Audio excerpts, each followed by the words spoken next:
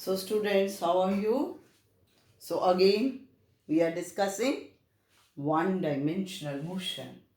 तो अभी तक हमने किसके बारे में पढ़ा? वेलोसिटी के बारे में। हमने कहा कि वेलोसिटी नॉन यूनिफॉर्म हो सकती है। जब बॉडी की वेलोसिटी नॉन यूनिफॉर्म है, means velocity is different at different points. तो उस केस में क्या आएगा? एक्सेलरेशन। तो नाउ व्हाट इज एक्सेलरेशन? तो acceleration is defined as rate of change of velocity. तो एक्सेलरेशन हम किसे बोलते हैं? Rate of change of velocity को। That means velocity change with respect to time. अब एक्सेलरेशन क्या हो सकती है? एक्सेलरेशन पॉजिटिव भी हो सकती है और नेगेटिव भी। कैसे? अगर टाइम के साथ वेलोसिटी की वैल्यू इंक्रीज हो रही है, जैसे सपोज करो आपने किसी व्हीकल के ऊपर जो है एक्सेलरेटर अप्लाई किया, कहते हैं ना एक्सेलरेटर, तो दैट मीन्स टाइम के साथ वेलोसिटी की वैल्यू क्या हो रही है? इंक्रीज हो रही है। तो उस केस में बॉडी के पास कौन सी एक्सेलरेशन होगी? Positive acceleration. So body is said to possess positive acceleration if velocity of body increases with time. And now negative acceleration. अब अगर आप ब्रेक्स अप्लाई कर रहे हो तो नेचुरली उस केस में बॉडी की वेलोसिटी धीरे धीरे क्या हो रही है? कम हो रही है। तभी फाइनली बॉडी क्या आएगी? रेस्ट पे। So that means body is said to possess negative acceleration if velocity of body decreases with time. Time बढ़ रहा है, इंक्रीज हो रहा है, लेकिन वेलोसिटी की वैल्यू रिड्यूस हो रही है। Now this negative acceleration is also known as retardation. इसका क्या मीनिंग है कि मान लीजिए एक्सेलरेशन की वैल्यू है नेगेटिव, यानी कि -5 मीटर पर सेकेंड स्क्वायर। अब मैं आपको कहती हूं कि what is the value of retardation. तो जब आप रिटार्डेशन लिखोगे तो आप क्या लिखोगे? 5 मीटर पर सेकेंड स्क्वायर, क्योंकि रिटार्डेशन का मीनिंग ही नेगेटिव एक्सेलरेशन है। तो जो नेगेटिव का साइन है वो इसके अंदर ही आ गया। तो इसका मीनिंग है कि पॉजिटिव एक्सेलरेशन कब है, नेगेटिव एक्सेलरेशन कब है। उसके बाद आ जाता है कि whether acceleration of body is uniform और नॉन यूनिफॉर्म। ये तो इसमें हम यूनिफॉर्म या नॉन यूनिफॉर्म की बात नहीं कर रहे थे, हम तो ये कर रहे थे कि क्या व्हीकल के ऊपर ब्रेक अप्लाई की है जिससे टाइम के साथ वेलोसिटी की वैल्यू रिड्यूस हो रही है, या एक्सेलरेटर है जिससे टाइम के साथ वेलोसिटी की वैल्यू इंक्रीज हो रही है। अब हम बात कर रहे हैं यूनिफॉर्म एक्सेलरेशन की। जब आप कहते हो कि body is possessing uniformly accelerated motion, ठीक है, तो यूनिफॉर्मली एक्सेलरेटेड मोशन का मतलब कि बॉडी की एक्सेलरेशन क्या होगी? यूनिफॉर्म। तो यूनिफॉर्म एक्सेलरेशन कब होगी?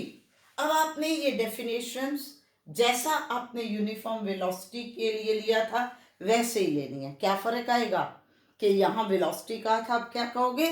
एक्सेलरेशन। वहां आपने लिया था डिस्प्लेसमेंट, यहाँ क्या आ जाएगा?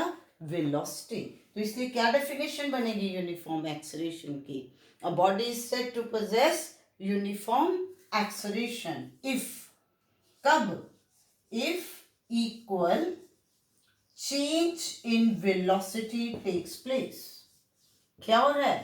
Equal change in velocity takes place. कब? For equal time intervals. ये जरूर कहना है कि जब टाइम इंटरवल आपने इक्वल लिया और उसके बाद और क्या कहते हैं? Howsoever small may be the time interval. Howsoever small may be the time interval. यानी कि मान लीजिए बॉडी की वेलोसिटी इंक्रीज हो रही है 5 मीटर पर सेकेंड ड्यूरिंग each second. क्या मीनिंग है इसका? इसका ये मीनिंग है कि सपोज कर लो बॉडी रेस्ट पे स्टार्ट हुई, ठीक हो गया, तो उसकी वेलोसिटी स्टार्टिंग में 0 है। 1 सेकेंड के बाद बॉडी की वेलोसिटी हो गई 5 मीटर पर सेकेंड। 2 सेकेंड के बाद बॉडी की वेलोसिटी हो गई 10 मीटर पर सेकेंड। 3 सेकेंड के बाद बॉडी की वेलोसिटी हो गई 15 मीटर पर सेकेंड। तो हर एक सेकेंड में वेलोसिटी का क्या चेंज आया? 5 मीटर पर सेकेंड। तो equal change in velocity during equal time intervals. तो इस केस में बॉडी की जो एक्सेलरेशन है वो क्या आ जाएगी? Uniform acceleration. अब सपोज करिए कि इक्वल चेंज ना हो, unequal change in velocity for equal time intervals, तब हम बॉडी की वेलोसिटी को क्या कहेंगे कि वेलोसिटी अनइक्वल चेंज हो रही है। तो उस केस में बॉडी की एक्सेलरेशन क्या आएगी? Variable acceleration. So now variable acceleration. तो वेरिएबल एक्सेलरेशन को आप और क्या कह सकते हो? Non uniform acceleration. तो body is said to possess non uniform और variable acceleration if unequal change in velocity takes place for equal time intervals।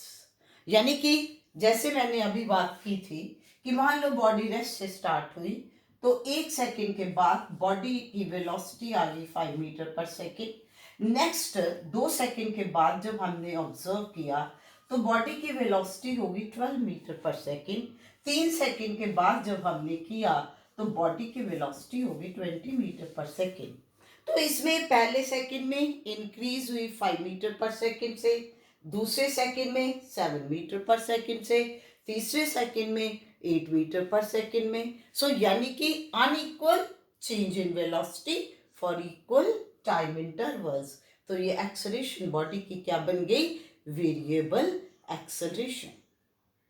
अब जब बॉडी की वेरिएबल एक्सेलरेशन है तो उसमें फिर हम क्या वैल्यू कैलकुलेट करते हैं? Average acceleration. तो अब हम इसमें देखेंगे कि what is the meaning of average acceleration.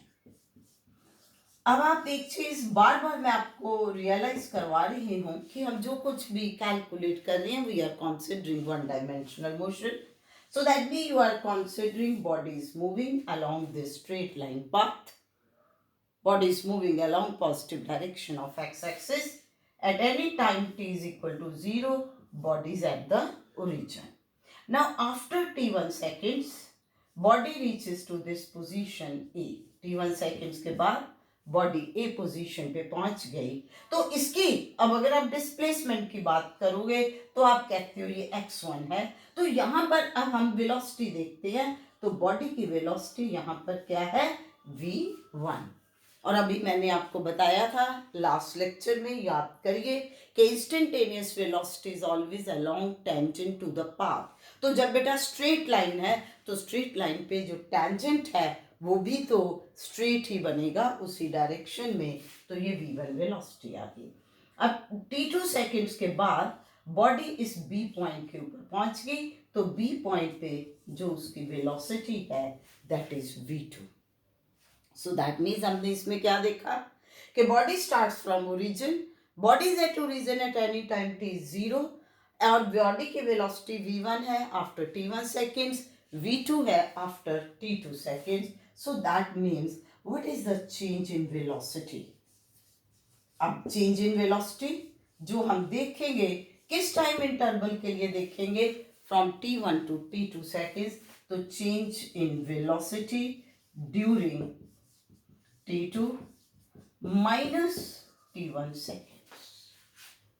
यहां से यहां तक कितना टाइम लग रहा है? मान लो यहाँ 1 सेकेंड के बाद है, यहाँ 3 सेकेंड के बाद है, तो ये वेलोसिटी चेंज कितने के लिए हुआ? 3 माइनस 1 दैट इज 2 सेकेंड। तो ये चेंज इन वेलोसिटी कितनी बनेगी?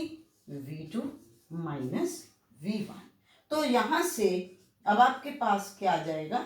Average acceleration. तो बिल्कुल उसी तरीके से कर रही हो ना जैसे वेलोसिटी के लिए किया था।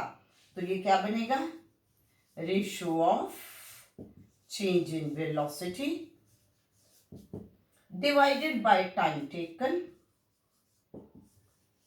So velocity change is v2 minus v1 and time taken is t2 minus t1. So average acceleration will be delta v by delta t. Delta means the total change in the value. अब जब आप variable acceleration की बात कर रहे हो, फिर second point हमारे पास क्या आता है कि सपोज करिए we want to calculate velocity of the body at this very point A, तो इसको क्या बोलते हैं? Instantaneous. So you want to see that what is the value of instantaneous acceleration. Instantaneous का मतलब है किसी पर्टिकुलर पॉइंट के ऊपर, किसी पर्टिकुलर टाइम के ऊपर. अब आप देखिए कि हम क्या चाहते हैं कि what will be value of acceleration at this very point A. तो हम इसमें क्या एज्यूम करेंगे, क्या मान के चलेंगे कि मान लीजिए this point B lies very close to point A. So that means कि ए से बी तक जाने के लिए क्या टाइम लगेगा, कि जब मैं कह रही हूँ ये बिल्कुल इसके साथ है तो ए से बी यहां आ गया. दैट मीन्स ये जो डेल्टा टी टाइम इंटरवल है t2 minus t1, this will be very very small. That means you can say it is approaching to zero. कि मैंने एक सेकंड के बाद देखा, एक सेकंड के बाद मैंने वेलोसिटी की वैल्यू कैलकुलेट कर ली, मैं इमीडिएट देख रही हूं, तो मैं क्या कहूंगी उसको? आई विल नॉट से कि बीजे इट इज 1.01 सेकेंड. तो दैट मीन्स अगर मैं 1.01 सेकेंड ले रही हूँ तो दैट 0.01 इज नेग्लिजिबल. तो इसलिए जब हम इंस्टेंटेनियस एक्सेलरेशन की बात कर रहे हैं, we are taking instantaneous acceleration is the acceleration of the body at any particular position or at any particular time. तो ये आपके पास क्या आता है? It is the limiting value of average acceleration. कब? As time interval delta t approaches to zero, के zero time interval के correspondingly. So that means कि ये आपके पास इंस्टेंटेनियस एक्सेलरेशन क्या बन गया? Limit delta t approaches to zero delta v upon delta t. और इसको आप क्या बोलते हो? Dv by d t. Dv by d t क्या है? Rate of change of velocity with respect to time, जो कि हम नॉर्मल एक्सेलरेशन की डेफिनेशन में कहते हैं. और अब ये तीनों तरह का हो गया, uniform acceleration, average acceleration and instantaneous acceleration. अब इसमें यूनिट्स क्या होंगे एक्सेलरेशन के? एक्सेलरेशन के यूनिट्स बन जाएंगे वेलोसिटी डिवाइडेड बाय टाइम, तो इट विल बी मीटर पर सेकेंड स्क्वायर. अब इसमें जो कुछ आपने पढ़ा, तो इसमें एक पॉइंट जो नोट करने वाले पॉइंट्स हैं, इसमें वो क्या है कि मान लीजिए बेटा बॉडी की वेलोसिटी इस डायरेक्शन में एक्ट कर रही है, ठीक है, और एक्सेलरेशन भी इसी डायरेक्शन में एक्ट कर रही है. तो इसका मीनिंग क्या होगा कि वेलोसिटी की जो मैग्नीट्यूड है इससे वो इंक्रीज होगी. सो that means you can say that speed of body will increase. ये बेटा जब आप क्या यूज कर रहे हो? जब आप एक्सेलरेटर की बात कर रहे हैं, तो दैट मीन्स कि आप के बॉडी में जिस डायरेक्शन में वेलोसिटी का मतलब जिस डायरेक्शन में बॉडी मूव कर रही है, एक्सेलरेशन उसी डायरेक्शन में है. सपोज करो आपने बॉडी पे ब्रेक सप्लाई की. जब आप ब्रेक सप्लाई करोगे तो मान लो कि बॉडी आगे को मूव कर रही है, that means velocity is along the positive direction of x axis. तो ब्रेक्स जो है उससे क्या होगा? रिटार्डेशन. तो रिटार्डेशन यानी कि एक्सेलरेशन की वैल्यू किस डायरेक्शन में होगी? In the direction opposite to velocity. So when acceleration and velocity are acting in opposite direction, तो उस केस में क्या होगा? Speed of body will decrease. So बेटा ये पॉइंट्स इसमें बड़े ध्यान से अंडरस्टैंड करने वाले हैं. पहली बात तो ये है कि ये जो एक्सेलरेशन की हम बात यहाँ पर कर रहे हैं, we are considering change in velocity. अब वेलोसिटी जो है that has got both magnitude and direction. अब देखा जाए अगर इसमें से कोई एक चीज भी चेंज होगी, चाहे मैग्नीट्यूड चेंज हो या डायरेक्शन चेंज हो, उससे एक्सेलरेशन प्रोड्यूस होगी। लेकिन यहाँ पर हम बॉडी के मोशन तो अलोंग स्ट्रेट लाइन पाथ ले रहे हैं, that means we are not taking into account change in direction. तो यहाँ पर हम जो कुछ भी पढ़ रहे हैं ये किसकी वजह से है, यहाँ पर acceleration due to change in magnitude. और इसलिए इस एक्सेलरेशन को क्या बोलते हैं, टेंजेंशियल एक्सेलरेशन। ये किस तरफ एक्ट करेगी, जिस डायरेक्शन में वेलोसिटी है या उससे अपोजिट, तो that means it is always acting along the tangent to the path. अब इसमें ये चीज क्लियर होगी कि अगर एक्सेलरेशन वेलोसिटी सेम डायरेक्शन में है, स्पीड बॉडी की इंक्रीज हो रही है। अगर अपोजिट डायरेक्शन में है तो बॉडी की स्पीड कम हो रही है। अब तीसरा पॉइंट, मान लीजिए कि एक्सेलरेशन इज जीरो। तो अगर एक्सेलरेशन जीरो है तो बॉडी की जो स्पीड है वो क्या हो जाएगी, दैट विल बी कांस्टेंट। तो ये इसमें आपका कॉन्सेप्ट था। तो अब आप इसको बड़े ध्यान से अंडरस्टैंड करिए कि भाई distance, displacement, speed, velocity, acceleration, positive acceleration, negative acceleration, different types की ग्राफ स्टडी करिए। उन ग्राफ से देखिए कि whether the value of acceleration is increasing और डिक्रीजिंग, किस तरह का आपके पास कॉन्सेप्ट जो है वो इसमें आ रहा है। So thank you. In this lecture, it's all about it.